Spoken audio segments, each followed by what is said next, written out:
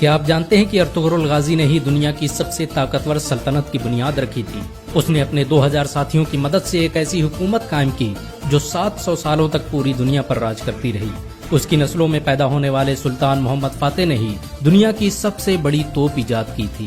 Ertugrul کے ذریعے استھاپت کی گئی سلطنت عثمانیہ نے دنیا کو سب سے زیادہ ویگیانک اور ڈاکٹر دیے۔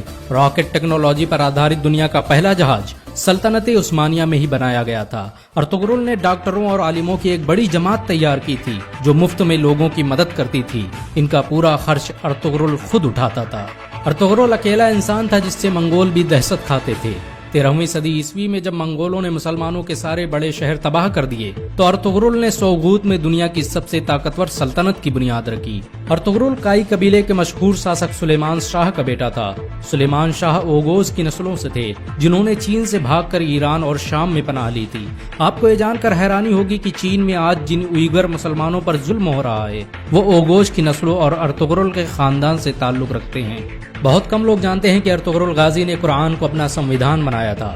اس کی حکومت میں سود اور بیاج کے استعمال پر سخت مناہی تھی، یہاں تک کہ یہودی اور عیسائی بھی اسلامی قانون کے مطابق تجارت کرتے تھے۔ ارطغرل جب اناطولیہ میں داخل ہوا تو صلیبیوں نے مسلمانوں کے خلاف جنگ چھیڑ رکھی تھی۔ دوسری طرف منگول بغداد کے 10 لاکھ مسلمانوں کا قتل کر چکے تھے، لیکن ارطغرل کے آنے کے بعد اچانک اناطولیہ سمیت وشو کا نقشہ ہی بدل گیا۔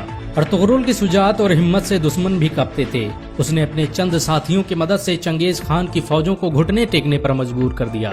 صلیبیوں اور منگولوں کے خلاف ارطغرل کے جذبے کو دیکھتے ہوئے سلجوقی سلطان علاؤالدین کیقوباد نے اسے انکارا کی زمینوں کا مالک بنا دیا۔ ارطغرل قرآن کے بنائے اصولوں کے مطابق حکومت کرتا تھا۔ اس کی نظر میں سب برابر تھے۔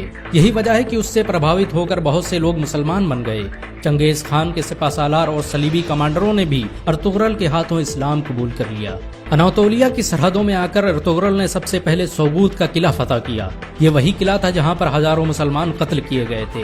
سوغوت کو فتح کرنے کے بعد ارطغرل نے وہاں ایسا نظام قائم کیا کہ وہ سلجوقی سلطنت کا سب سے امیر شہر بن گیا۔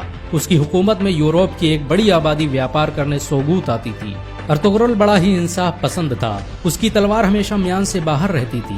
سلجوقی سلطنت کے خلاف سازش رچنے والے سعد الدین کوپیک سے لے کر کمانڈر ڈریگوس کو اس نے سرے عام قتل کر دیا تھا۔ ارطغرل نے جس سلطنت کی بنیاد رکھی اس نے ماتر 100 سال کے اندر ہی آدھی دنیا کو فتح کر لیا۔ اس سلطنت کی سرحدیں ایشیا سے لے کر یورپ اور افریقہ تک پھیلی ہوئی تھی، یہاں تک کہ پورا بھومدھیہ ساگر خلافت عثمانیہ کے قبضے میں تھا۔ 17ویں صدی عیسوی تک دنیا کی آدھی دولت سلطنت عثمانیہ کے قبضے میں تھی۔ جاپان، روس اور فرانس جیسے دیش ترکی کی خلافت عثمانیہ سے قرضے لیتے تھے۔ یہ سلطنت اتنی بڑی تھی کہ جب اس کا انت ہوا تو 42 نئے دیشوں کا نرماण ہوا۔ آپ کو یہ جان کر شاید حیرانی ہو کہ ارطغرل کا خاندان دنیا میں سب سے لمبے سمے تک حکومت کرنے والا خاندان ہے۔ اس کے خاندان کے 36 لوگوں نے 700 سالوں تک حکومت کی۔ ارطغرل کے بعد خلافت عثمانیہ نے 500 سے ادھک جنگیں لڑی جن میں زیادہ تر فتح حاصل ہوئی۔ ارطغرل چٹانوں کی طرح سخت تھا۔ وہ جب اناطولیہ آ رہا تھا تبھی راستے میں اس کے پتا سلیمان شاہ کی ڈوبنے سے موت ہو گئی اور اس کے بھائیوں نے اناطولیہ جانے سے انکار کر دیا، لیکن ارطغرل اکیلے ہی اناطولیہ آیا اور صلیبیوں پر قہر بن کر ٹوٹ پڑا۔ منگولوں نے ارطغرل کو مارنے کی ہزاروں کوششیں کی لیکن وہ کبھی کامیاب نہیں ہو سکے، یہاں تک کہ انہوں نے اپنے دشمنوں سے بھی ہاتھ ملا لیا۔ بہت کم لوگ جانتے ہیں کہ صلیبی مسجد اقصی اور مسجد الحرام کو شہید کرنا چاہتے تھے، لیکن ارطغرل نے مسلمانوں کو متحد کر کے ان کے منصوبوں کو خاک میں ملا دیا۔ آپ کو یہ جان کر حیرانی ہوگی کہ یہودی 13ویں صدی عیسوی میں ہی اسرائیل دیش کی استھاپنا کرنا چاہتے تھے اور اس کے لیے انہوں نے مسلم دیشوں کو ختم کرنے کی سازشیں بھی رچی تھیں، لیکن ارطغرل کی وجہ سے ان کے سارے منصوبے فیل ہو گئے، کیونکہ جب سلجوقی سلطنت کو ختم کیا گیا تو ارطغرل نے اپنی حکومت کا اعلان کر دیا۔